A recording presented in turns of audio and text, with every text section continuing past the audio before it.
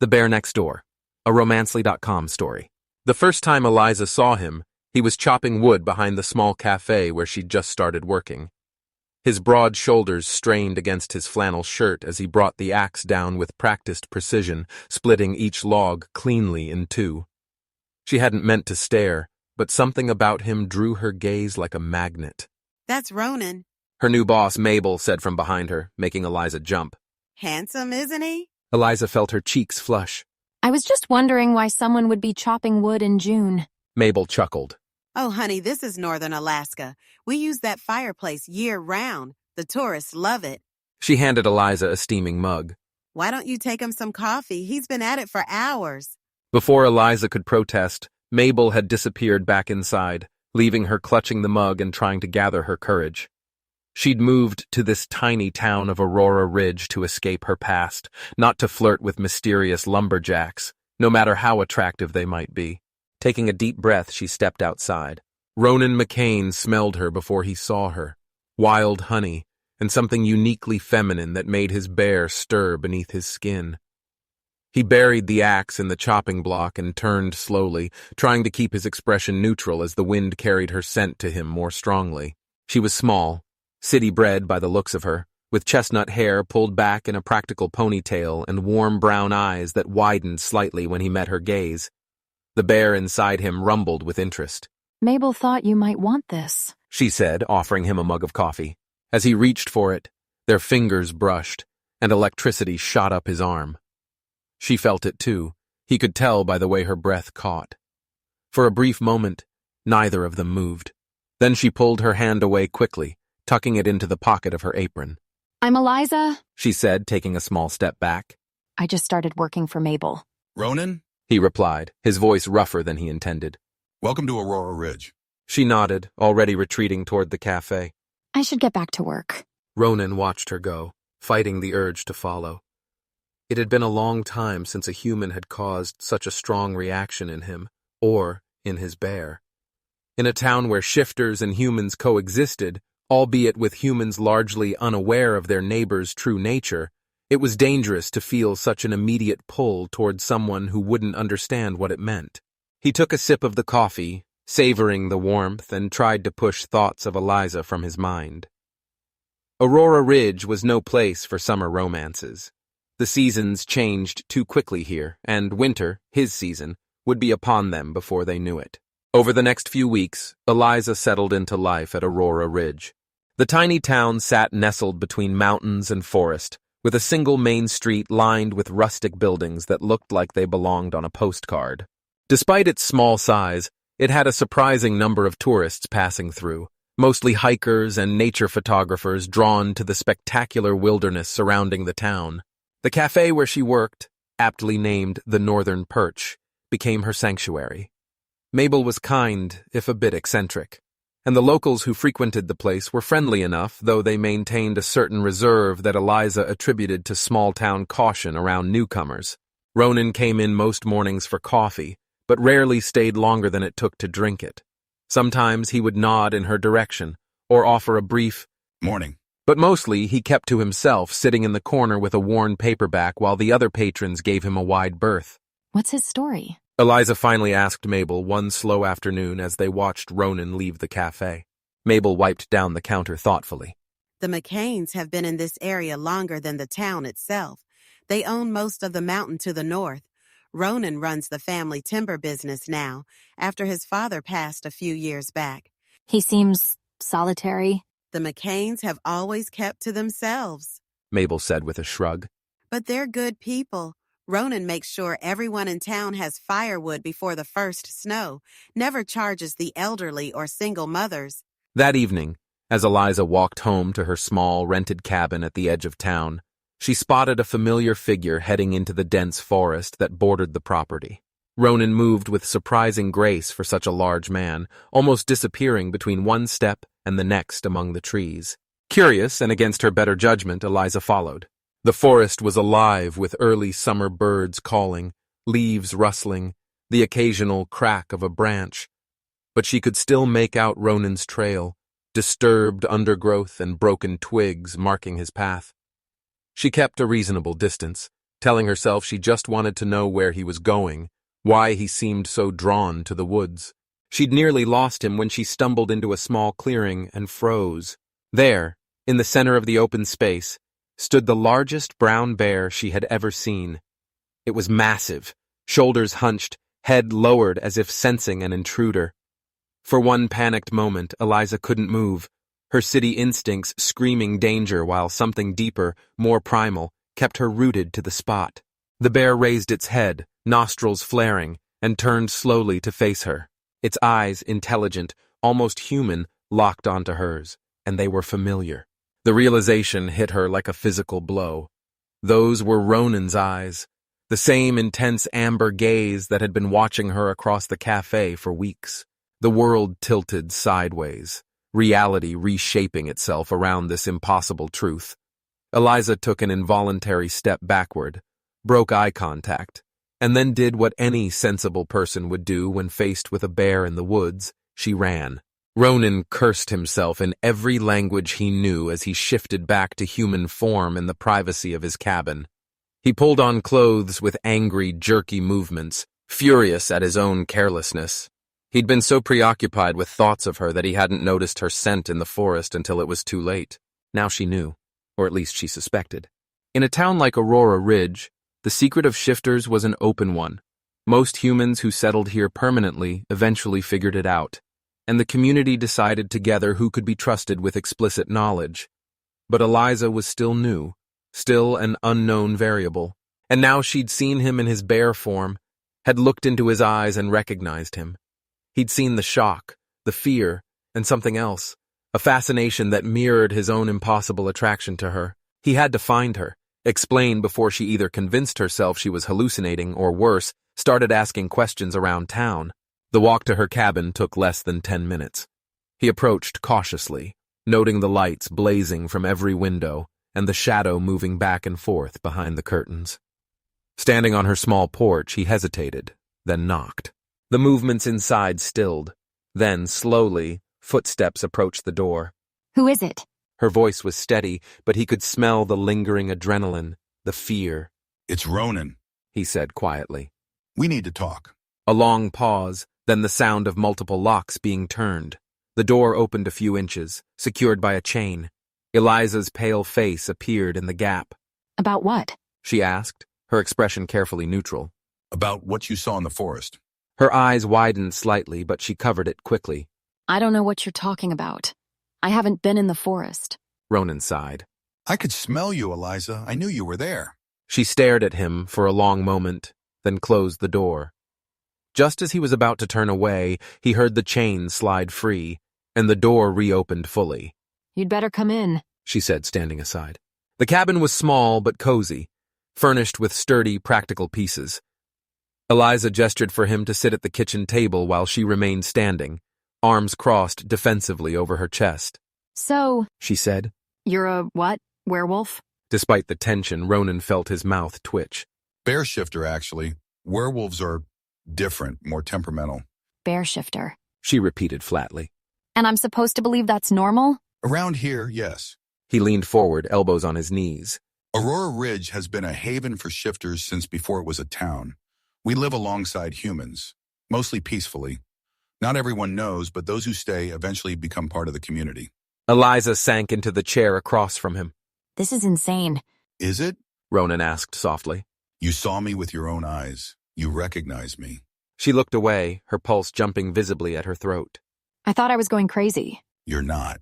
He hesitated, then added, There's something else you should know. Her eyes snapped back to his, wary. The reason I was so affected by you from the first day, shifters have mates, one person who calls to us on a level beyond rational explanation. He watched her carefully. It's rare for a shifter's mate to be human, but it happens. Eliza stared at him, comprehension dawning slowly. Are you saying that I'm... I think you might be, yes. He held up a hand as she opened her mouth to protest. I'm not saying you have to do anything about it. I'm just explaining why I've been the way I've been around you.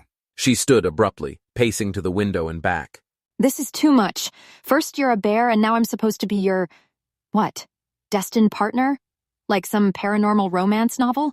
Despite everything, Ronan smiled. Life is stranger than fiction sometimes. Eliza stopped pacing to look at him, really look at him. Prove it. She said suddenly. Show me. Ronan raised an eyebrow. Here? Now? Yes, I need to see it happen, to know I'm not hallucinating. He considered for a moment, then nodded. Standing, he moved to the center of the small living area. You might want to step back. It doesn't hurt, but it takes a bit of space. She retreated until her back was against the kitchen counter, eyes wide but determined. Ronan took a deep breath, then let the change take him. It was always smoother when he didn't fight it, when he let his bear rise naturally to the surface. His body shifted, bones realigning, muscles expanding, fur sprouting across his skin. In less than 30 seconds, where a man had stood, now there was a massive brown bear.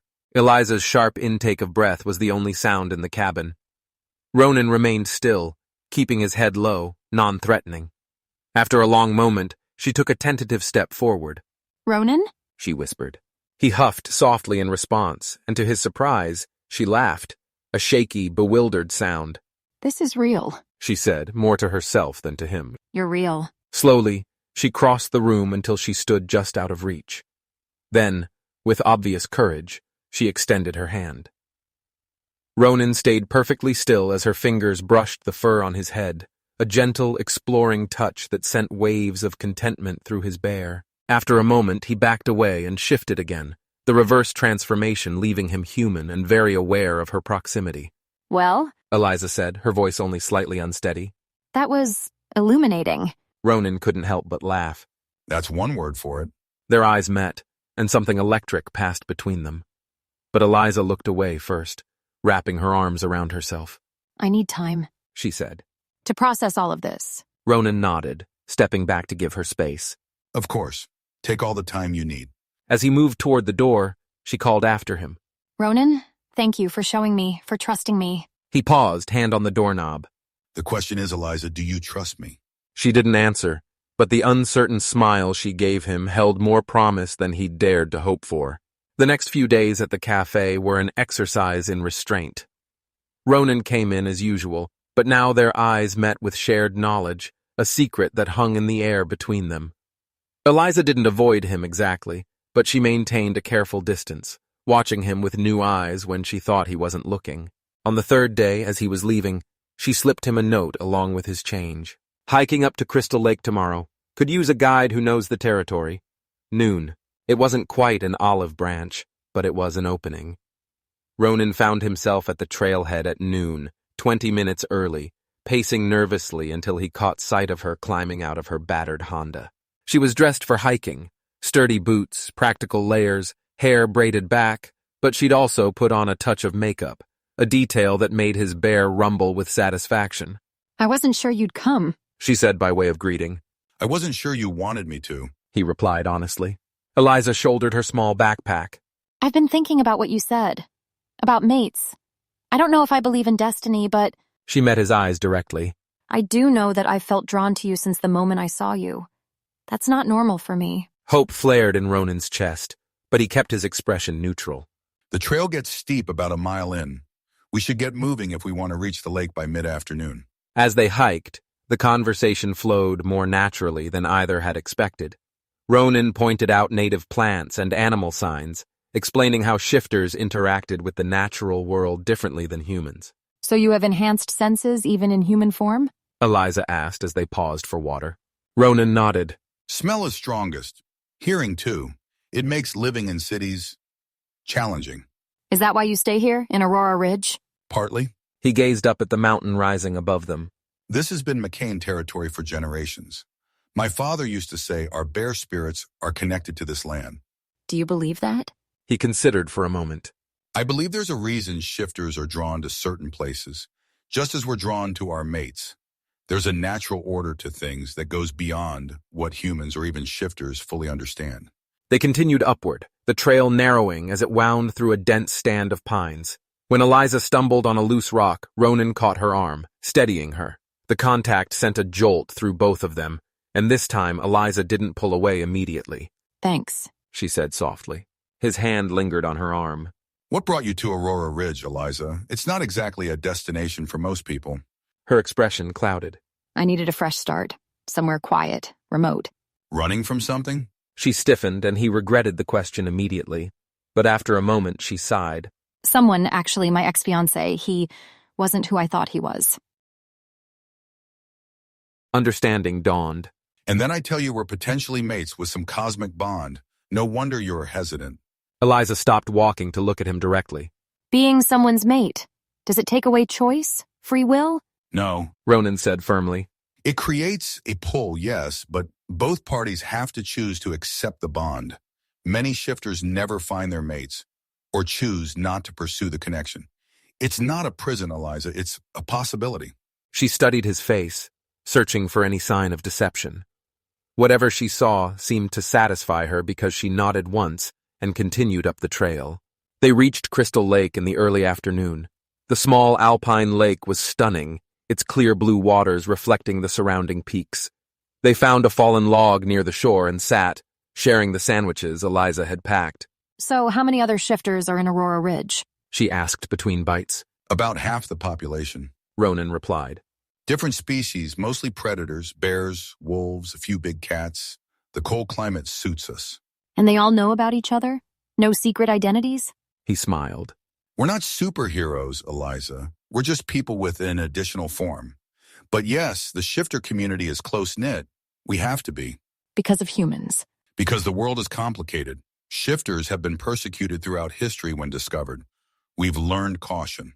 A cool breeze rippled across the lake, making Eliza shiver. Without thinking, Ronan put his arm around her shoulders. She tensed briefly, then relaxed into his warmth. You're like a furnace, she murmured. Bear metabolism, he explained. Great in winter. They sat in companionable silence, watching the sunlight play across the water. When Eliza finally spoke again, her voice was thoughtful. I still have questions, a lot of them, but I'm glad you showed me who you really are. Ronan looked down at her, this human woman who had unknowingly upended his carefully ordered life. I'm glad you didn't run screaming. She laughed, the sound echoing across the lake. Oh, I did run, just not screaming. Fair point. He hesitated, then said, Would you have dinner with me tomorrow night at my cabin? Eliza pulled back slightly to look at him. Is this a date, Ronan McCain? It might be, he admitted. If you want it to be. She considered for a moment, then nodded. I'd like that. The hike back down was easier, both physically and conversationally. By the time they reached the trailhead, something had shifted between them, a tentative trust beginning to form. As Eliza climbed into her car, Ronan leaned down to the open window. 7 o'clock tomorrow. I'll text you directions. 7 it is, she agreed. And Ronan, thank you for today. He watched her drive away, aware that for the first time in years, his bear was completely at peace. Dinner at Ronan's cabin was a revelation. The structure itself was impressive, larger than Eliza had expected. It was built of massive logs with soaring ceilings and windows that framed the forest and mountains beyond. But it was the man himself who surprised her most. Ronan moved around the kitchen with unexpected grace, preparing a meal that showcased skills far beyond what she'd imagined. When she commented on it, he shrugged self-consciously. When you live alone in the wilderness, you either learn to cook well or you eat badly. I chose the former. They ate by candlelight, sharing stories that carefully avoided both his shifting nature and her past relationship. Neutral ground where they could simply be two people enjoying each other's company. But as the evening progressed, Eliza found herself wanting to know more about the bear that shared Ronan's skin. What's it like? She asked as they moved to the couch with glasses of wine. Having a second form? Ronan considered the question seriously. It's not really a second anything. The bear is me, and I am the bear. Two aspects of the same being. He swirled the wine in his glass. In bear form, emotions are simpler, instincts stronger, but the human consciousness remains. Do you prefer one over the other? It depends on the season, honestly. Winter calls to the bear, summer to the man. His eyes met hers, warm in the firelight. Both are drawn to you. The admission hung in the air between them, honest and unadorned. Eliza set down her wine glass and turned to face him fully. I don't know if I believe in fated mates, she said quietly. But I do know that I've never felt this kind of pull toward someone before. It scares me. Ronan didn't move, giving her the space to continue. I came to Aurora Ridge to find myself again, to remember who I am when I'm not defined by someone else's expectations. She took a deep breath. I wasn't looking for a relationship. I understand. Ronan said, his voice gentle. And I would never ask you to be anything other than exactly who you are, Eliza. Her eyes searched his, looking for any hint of deception. Finding none, she made a decision that felt both impulsive and inevitable. Slowly, she closed the distance between them and pressed her lips to his. The kiss began tentatively, a question asked and answered, as Ronan's arms came around her, drawing her closer. What started as gentle exploration quickly deepened, years of solitude making them both hungry for connection. When they finally broke apart, both were breathing heavily. Stay, Ronan whispered against her lips. Tonight, just to sleep. He added quickly. I don't want you to go yet. Eliza knew she should say no, should take more time, be more cautious. But the pull between them was undeniable, and for once, she didn't want to fight it. Yes, she said simply. That night, in the circle of Ronan's arms, Eliza slept more peacefully than she had in years. She woke once in the darkness to find him watching her, his eyes reflecting the moonlight filtering through the windows. What are you thinking? She murmured sleepily. He brushed a strand of hair from her face with infinite tenderness. That I've been waiting for you without knowing it. She smiled, still half dreaming. Your bear knew. My bear is wiser than I am, he admitted, drawing her closer. In the sanctuary of night, they discovered each other slowly, boundaries respected but gradually dissolving as trust built between them. Words gave way to touch, to sighs in the darkness, to a connection that transcended the physical while celebrating it. When morning came, dappling the bed with golden light, Eliza woke to find herself alone. For one disorienting moment, she feared Ronan had left, that the night had been a mistake. Then she heard the soft clink of dishes from the kitchen and relaxed back into the pillows, allowing herself to savor the unfamiliar contentment settling in her bones. Ronan appeared in the doorway moments later, carrying a tray with coffee and freshly baked scones. His hair was damp from a shower, his expression tentatively happy as he took in her tousled appearance. Morning, he said, setting the tray on the bedside table. I thought you might want breakfast before heading to work. Eliza glanced at the clock and groaned. I forgot I had the early shift. Ronan sat on the edge of the bed, offering her a mug of coffee. I can drive you home to change. She accepted the coffee gratefully, studying him over the rim. In the morning light, with stubble shadowing his jaw and uncertainty in his eyes, he looked younger, more vulnerable than the powerful shifter she knew him to be. Last night was... She began, then paused, searching for the right words. A beginning? Ronan suggested quietly. Eliza smiled, something unfurling in her chest like the first bloom of spring after a long winter. Yes, she agreed. A beginning. Summer in Aurora Ridge passed in a golden haze for Eliza. Her relationship with Ronan deepened as the days lengthened, each new revelation bringing them closer together. She met other shifters in the community.